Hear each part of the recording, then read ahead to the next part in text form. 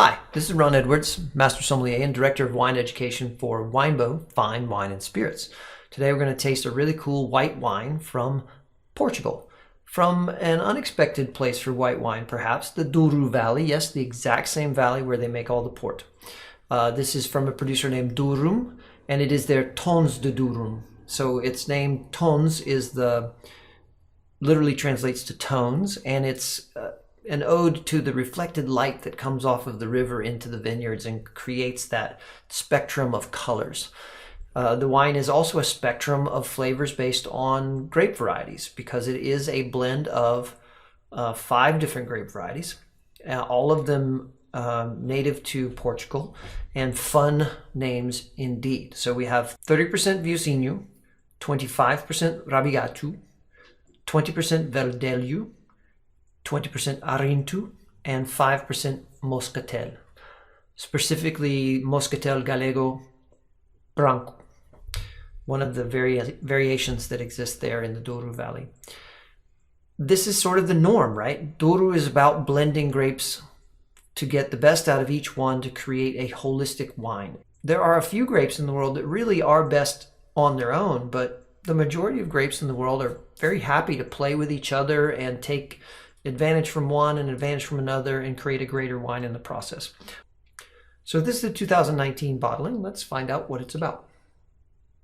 The flower petals, sort of orange blossom meets rose from the little bit of muscat comes through very clearly. It's very pretty and inviting. Yellow lemon, Meyer lemon, pear skin, a little bit of a rockiness, like dry, dusty rocks.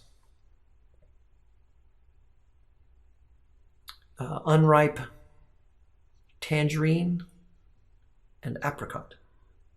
All of it's fresh, all of it's slightly underripe perhaps. It smells like it's going to be refreshing. Again, not exactly what you'd expect from the Douro Valley, considering it's a very warm area in the summertime, but the grapes that are native there have figured out how to keep tartness even in the heat. Let's see what it tastes like. It is crisp. It's refreshing, but it has this wonderful texture.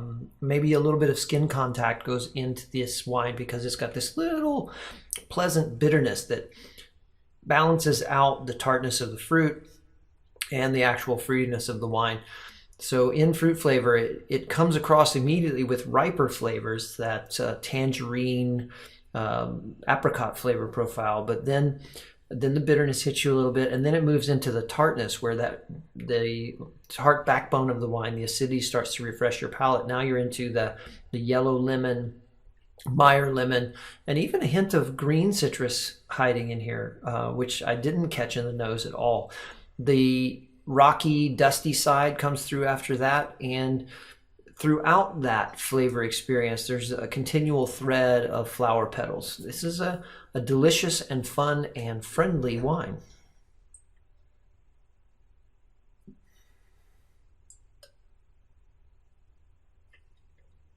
I really like how refreshing this wine becomes. It's really interesting how it starts out feeling like it's going to be more drying than it is making your mouth water, because there's that little bit of bitterness and there's those riper citrus fruits, and then it just gives you this blast of tartness which refreshes you immediately and gets you ready for the next sip. There's really a kind of spectrum of flavor. There's a complicated nature going on here, but it's very food friendly. The refreshing side of this and the multifaceted nature of the fruit profile and that earthy / bitter flavor profile, I think this is going to be great on the table with all different kinds of foods. Obviously, especially with seafood, but I think you could do it with other things. White meats and, like vegetable dishes would be great with this. Definitely time to explore Portugal for more than Porto and Madeira. They have a treasure trove of indigenous varietals, both red and white, and this is a great example of what you can get when you delve into their white wines.